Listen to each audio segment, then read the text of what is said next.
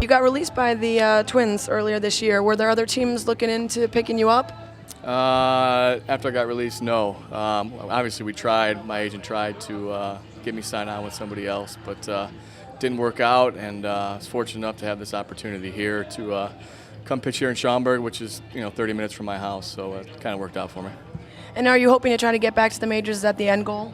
I think that's everybody's goal here in independent ball. I think the first goal is to get back to affiliated ball, obviously, and then work your way up with an organization and hopefully get back to the big leagues.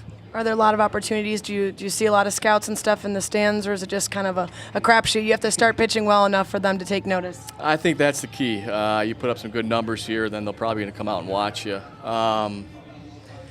A lot of guys in this league have made names for themselves in affiliated ball, and I think that's a positive where if you put up good numbers here, you're going to get that opportunity again. And do you still follow the Cubs pretty closely? I do, actually. Obviously, being from here, the games are all televised, and I know a lot of guys up there now, so it's fun to watch them starting to play well now and be successful, so it's fun to watch. Have you made a game, or are you too busy with these guys running around every day on the road all the time? I haven't made a game yet. I don't know if I really want to go watch, Is it like the Super Bowl? They say you can't go to the Super Bowl unless you're in it.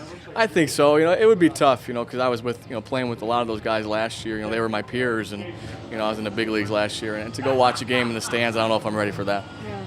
Now, I know when you were with the team, they started out the season with you as their only lefty in the bullpen. This year, they started out with just Neil Kotz as their only lefty in the bullpen. Do you think that that's a situation that just maybe holds too much pressure to really allow for much success? It's just you're the only guy that they can go to, and it might just weigh on you too much? I think as an athlete, you thrive off of that. I think it's a good situation because if you go out there and do well, you're going to be in a lot of games. And obviously, as a reliever, that's what you want. You want to pitch and help your team win ball games. Fortunately for me, it didn't work out that way, and I'm here now trying to fight my way back. So how much of an adjustment is it playing in this league? It's not exactly like Jordan going from the NBA to the White Sox minors, but there is a sense that you were traveling with the big guys and now obviously a little bit less publicity, less exposure. It's different, but the game's the same. The guys here, they still make the routine plays. There's guys throwing in the 90s in this league. But like you said, the hoopla, there's not, we're traveling in buses through the night. The hotels aren't as good, but it just makes you want to, work a little bit harder and do well to get back to where I was. And your wife's about to have a baby in a month or so. Yeah. Is that going to be even bigger of an experience for you than your first go in the majors? Without a doubt. I think that's, everybody wants to have kids, and obviously it's our first, and she's due August 25th. We're having a little boy, so I'm really excited about that. And starting a new chapter in my life, being a dad, I'm looking forward to it. And will there be a Cubs onesie within moments, or are you going to stick with the Flyers? Probably Cubs first. I got twins. I got all kinds of stuff. A lot of baseball stuff. Obviously, being a player, people buy all that stuff for you. But we'll see what happens. Hopefully, he can grow up and be a successful athlete or successful in whatever he does. Now, one of the fun things about these leagues is there's tons of promotional nights. They really put stuff out there for the fans. Are there any favorites that you've been involved in here? My favorite act was actually in Kansas City, a guy by the name of Myron Noodleman. I don't know if you've heard of him, but I think it's a Richard Lee Lewis. Is that right? Have you ever heard of him?